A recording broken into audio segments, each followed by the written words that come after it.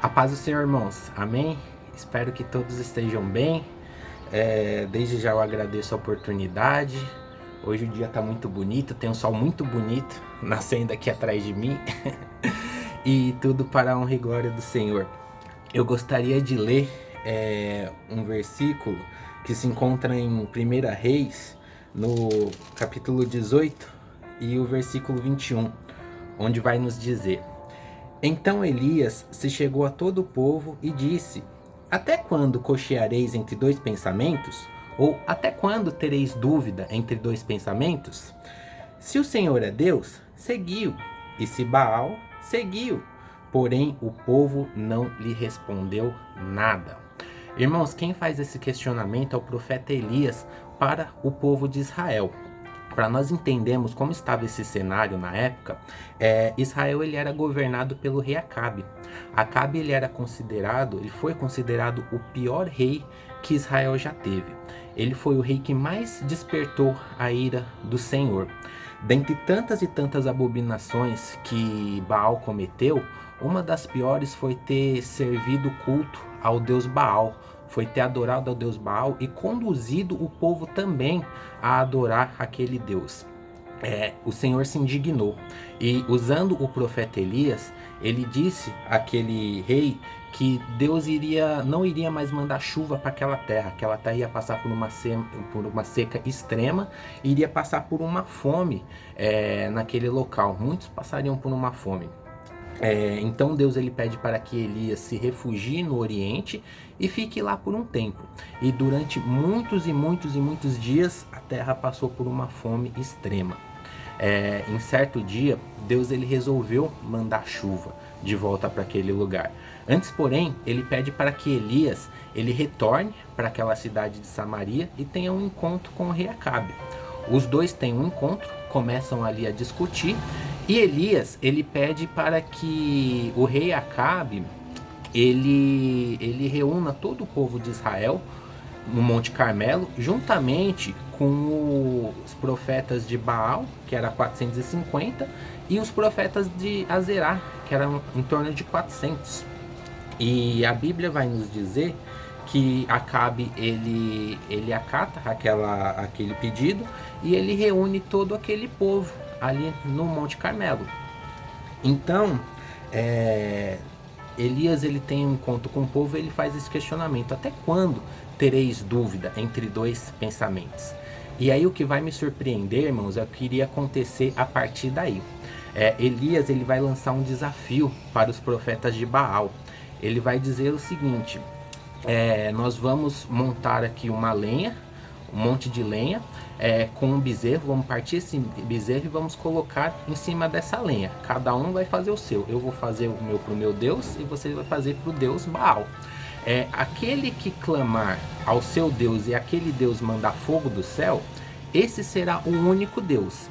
Se for Baal, Baal será o único Deus. Se for o meu Deus, esse será o único Deus.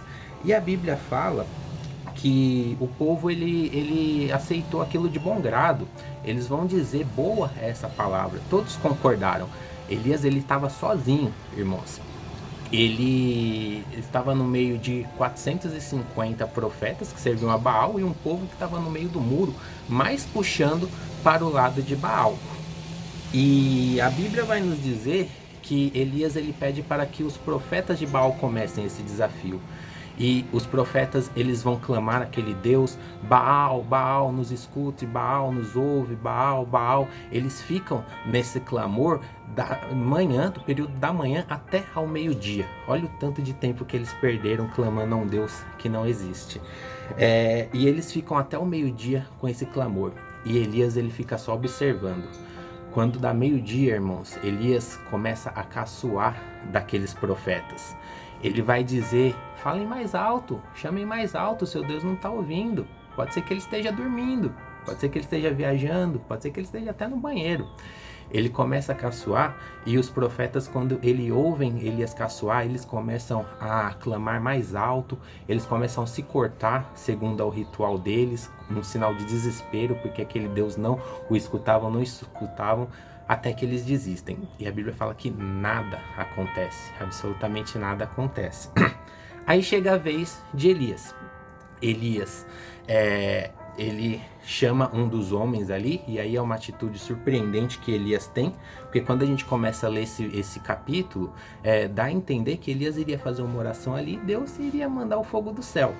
Mas Elias, ele tem uma atitude surpreendente. Ele vai pedir para um dos homens encher 4 vasos de água e jogar aquela água sobre aquela lenha, sobre aquele sacrifício. Eles lançam aquela água durante 3 vezes, 4 jarros de água em 3 vezes seguida, e eles inundam aquela lenha, eles encharcam aquela lenha de água. E aqui tem um detalhe importante, irmãos. Aos olhos da física, segundo a lei da ciência, para você gerar fogo em um local, você precisa de 3 elementos.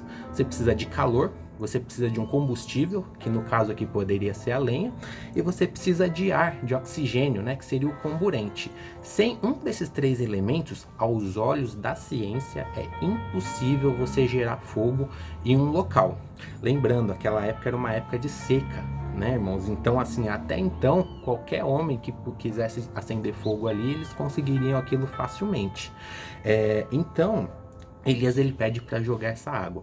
Quando ele joga essa água na lenha, ele corta o calor. Aquela umidade, ela gera uma barreira e ela elimina qualquer tipo de calor que há ali naquela lenha.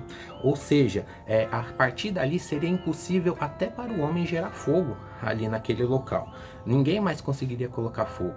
Então ele joga aquela água naquele local e ele clama ao Senhor. Ele vai dizer no versículo 37, responde-me, Senhor, responde-me, para que esse povo conheças que tu, Senhor, é o Deus e que tu fizeste tornar o seu coração para trás. E quando Elias ele clama ao Senhor, a Bíblia fala que o Senhor ele manda aquele fogo do céu, ele consome todo aquele lugar, ele consome todo aquela lenha, aquele bezerro, ele consome tudo, inclusive a água que tinha lá, e o nome do Senhor é glorificado. O povo vai dizer, no versículo 39, vendo todo o povo, caiu sobre o seu rosto e disse, só o Senhor é Deus. Só o Senhor é Deus.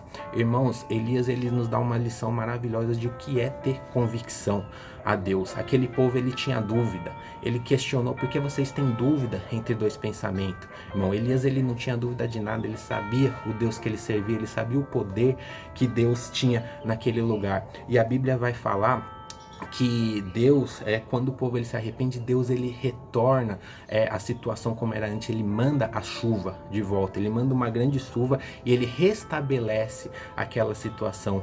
O nome do Senhor é glorificado, aquele povo ele se arrepende. Irmãos, Deus ele procura Elias nos dias de hoje, pessoas que clamam ao Senhor, que têm a plena convicção.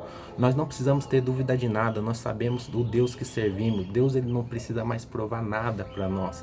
Nós sabemos tudo que ele já fez no mundo, tudo que ele já fez nas nossas vidas e tudo que ele ainda pode fazer. Que não tenhamos dúvida de nada, que pregamos esse Deus, que confiamos nele, pois sabemos que ele pode restabelecer essa situação. Quando for a vontade dele, ele vai dizer assim, eu restabelecerei essa situação. E para finalizar, eu só gostaria de ler em Mateus, no capítulo 17 e no versículo 20, onde Jesus ele vai dizer, né, se tivesse fé como um grão de mostarda, diria a esse monte, passa daqui para colar, e esse diria, e nada o será impossível. Nada para Deus é impossível, irmãos. Se tivermos fé, Deus tudo pode fazer através das nossas vidas, amém? E assim eu agradeço a oportunidade, em nome de Jesus.